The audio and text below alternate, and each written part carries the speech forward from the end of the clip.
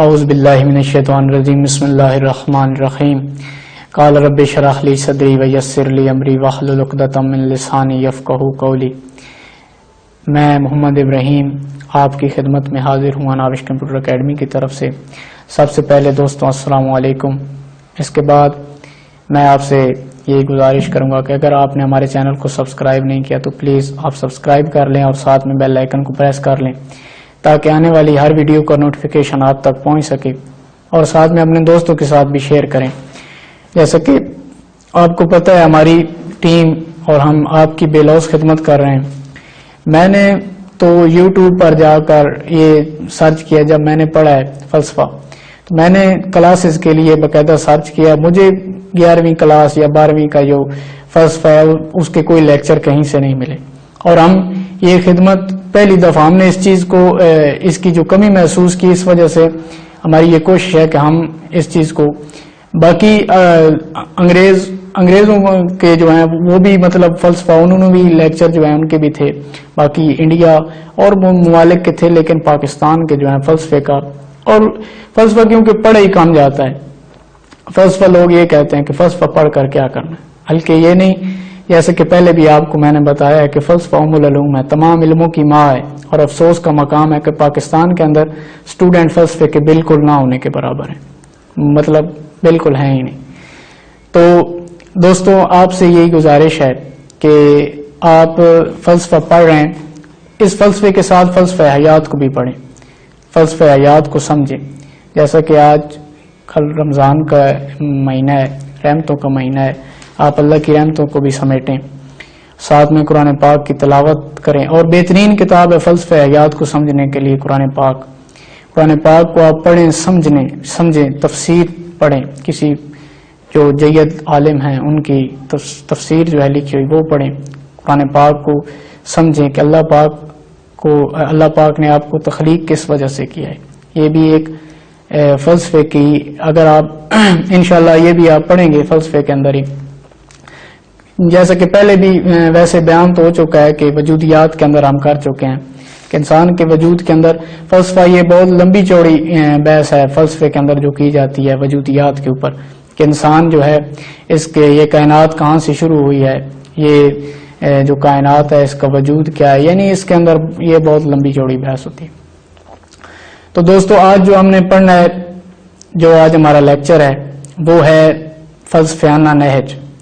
فلسفیانہ نہج کسے کہتے ہیں؟ سب سے پہلے یہ بات سمجھنے والی ہے، جب آپ سوال جو ہیں اس طرح کے کرتے ہیں، کوئی چیز کیا ہے، کوئی چیز کیوں ہے، کوئی چیز کیسے ہے، یہ جو طریقہ کار آپ نے اپنایا اس کو فلسفیانہ نہج کہتے ہیں۔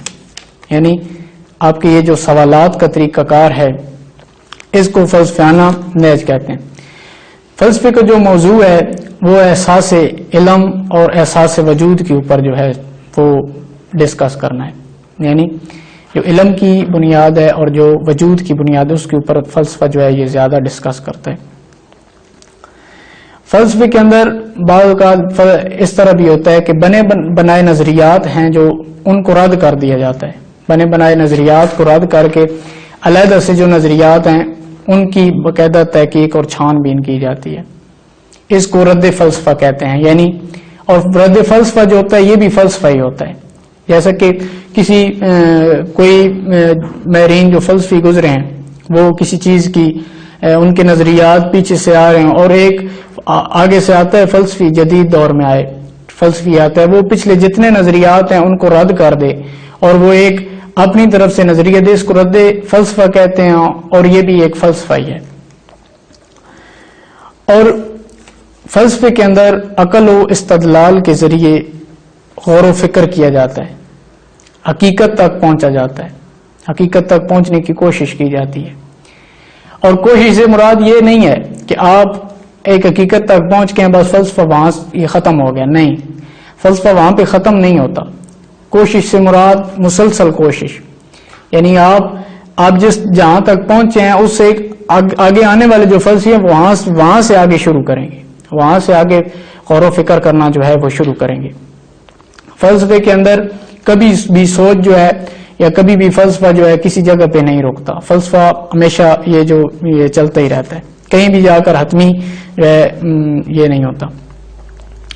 فلسفے کے اندر جو ہے تعصب، تنگ نظری اور سطحی جو ہے کوئی بھی اس کو نہیں ہوتا. یہ بہت وسیع نظر علم ہوتا ہے، بہت اس کو آپ محدود نہیں کر سکتے. یہ فلسفہ بہت ہی وسیع نظری علم ہے، یعنی اس کے اندر وسعت ہے، اس کے اندر گھراؤ نہیں ہے کہ محدود نہیں ہے یہ علم. اور فلسفے کا جو جیسا کہ افلاطون کا قول ہے، یہ آپ کی کتاب میں لکھا ہوا ہے. افلاطون فلسفی کے متعلق کہتا ہے کہ فلسفی سارے زمان و مکان کا جو ہے وہ ناظر ہوتا ہے، یعنی واقعات و حالات جو ہوتے ہیں ان کا مشاہدہ کرنے والا جو ہوتا ہے اس کو فلسفی، یہ افلاطون کہتا ہے کہ جو حالات و واقعات ہوتے ہیں ان کا جو ہے فلسفی جو ہوتا ہے وہ ان کا ناظر ہوتا ہے، یعنی ان کا مشاہدہ کرنے والا ہوتا ہے، ان کی چھان بین کرنے والا جو ہوتا ہے وہ فلسفی ہوتا ہے. یہ ٹاپک تھا ہمارا فلسفیانہ نہج کے اوپر. آگے جو ٹاپک ہے وہ تنقید ہے. جیسا کہ آپ لفظ سے سمجھ جائیں گے، تنقید فلسفے کے اندر تنقید کا بہت اہم رول ہے، بہت اہم کردار ہے. تنقید جو ہے فلسفے کے اندر، اگر آپ فلسفے کے اندر آگے جا کر مزید پڑھیں گے تو فلسفے کے اندر ہر نظریے کے اوپر ایک جو فلسفی ہے اس کے اوپر مطلب تنقید ہوئی ہے. اس سے آگے آنے والے فلسفیوں نے تنقید در تنقید، یعنی تنقید کا یہ جو عمل ہے یہ فلسفے کے اندر ہمیشہ اس کا بہت اہم رول ہے. اور تنقید سے اس کے اندر خوبصورتی آتی ہے. جب تنقید ہوتی ہے تو فلسفے کے اندر بہت خوبصورتی پیدا ہوتی ہے. ہر آنے والا فلسفی جو ہے وہ مزید جو ہے اس کو نکھارتا ہے. اس فلسفے کے اندر ہر نظریہ ہوتا ہے اس کو نکھارتا ہے ہر آنے والا فلسفی.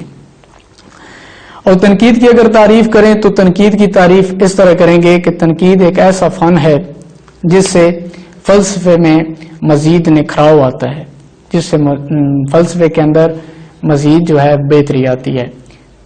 جو کسی بھی نظریے پر کی جاتی ہے اسے جو ہے بہتری آتی ہے. فلسفے کے اندر اگر تنقید کی تعریف اگر اس طرح کریں، اس طرح بھی تنقید ایک ایسا فن ہے جس کی بنیادیں فلسفہ مہیا کرتا ہے. سائنسی اور سماجی علوم و فنون سے متعلق موضوعات مضامین پر تنقیدی انداز فکر سے بحث کی جاتی ہے. یعنی تنقید کی جاتی ہے کہ کوئی بھی نظریہ اس کے اوپر تنقید جیسا کہ آپ لفظ کوئی سمجھ رہے ہیں کہ تنقید مطلب کیا کرنا ہے. کسی کا کوئی کام کیا ہوا ہے اس کے اوپر آپ اگر تنقید کریں کہ یہ کام اس طرح نہیں، یہ کام اس طرح ہونا چاہیے، اس کو تنقید کہتے ہیں. آپ بہتر سمجھ سکتے ہیں.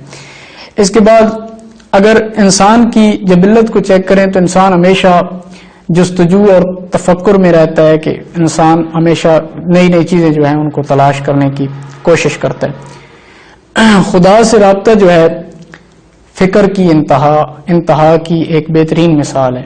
اگر آپ اس نقطے پہ پہنچ گئے ہیں، اگر آپ کا جو انتہا ہے فلسفے کی، میں سمجھتا ہوں جو انتہا ہے، اگر آپ جو نقطہ خدا ہے اس کو سمجھ گئے ہیں تو آپ یقین مانیں آپ فلسفے کی انتہا کو پہنچ گئے ہیں. اس کے آگے جو ہیں دو نظریے ہیں، دو جو ہیں فلسفی ہیں، ان کے جو ہیں مفکر ہیں، انہوں نے فلسفے کی جو ہے وہ اپنے حساب سے تعریف کی ہے. الفرائڈ ویبر کا خیال ہے کہ فلسفہ فطرت کے ایک جامع نقطہ نظر کی تلاش، یعنی جو فطرت ہے اس کی جو مین جامع جو اس کا نقطہ نظر ہے، یہ فلسفے کا کام ہے. وہ کہتا ہے کہ فلسفے کا یہ کام ہے جو فطرت کے اندر جامع نقطہ نظر ہے اس کی وہ تلاش کرتا ہے. یعنی حقیقت کیا ہے، ایک ہی حقیقت جو مین ہے اس کے مطلب پیچھے جو فلسفے کا کام ہے یہ. اور اشیاء کی ہمگیر توجہ کی کوشش کو کہتے ہیں. اشیاء کی طرف مسلسل جو ہے اس کے اوپر توجہ کرنا، یہ وہ کہتا ہے کہ اس کو فلسفہ کہتے ہیں. اس سے آگے مفکر ایک ہے ولیم جیمز، وہ کہتا ہے کہ فلسفہ واضح طور پر فکر کرنے کی غیر معمولی اور مستقل کوشش کا نام ہے. کہ واضح طور پر یعنی کھول کر جو ہے فکر کرنے کی غیر معمولی، یعنی معمولی نہیں، کوئی عام نہیں، مسلسل محنت اور مستقل محنت کا نام جو ہے وہ فلسفہ ہے. یعنی نظریات کو ہمیشہ سوچ غور و فکر کے اندر رہنا، یہ اس کا مفکر کہتا ہے کہ ہمیشہ ہر وقت غور و فکر کے اندر رہنا، یہی فلسفہ، اس کو ہی فلسفہ کہتے ہیں. تو دوستو آج کی ہماری یہ کلاس تھی، امید ہے آپ کو پسند آئی ہوگی. اگر آپ کو ہماری ویڈیو یہ ہمارے لیکچر سیریز جو ہم نے شروع کر رکھی اگر اچھی لگے ہمارے چینل کو ضرور سبسکرائب کریں. اللہ مالک آپ کو اور مجھے اپنے حفظ و ایمان میں رکھے. والسلام.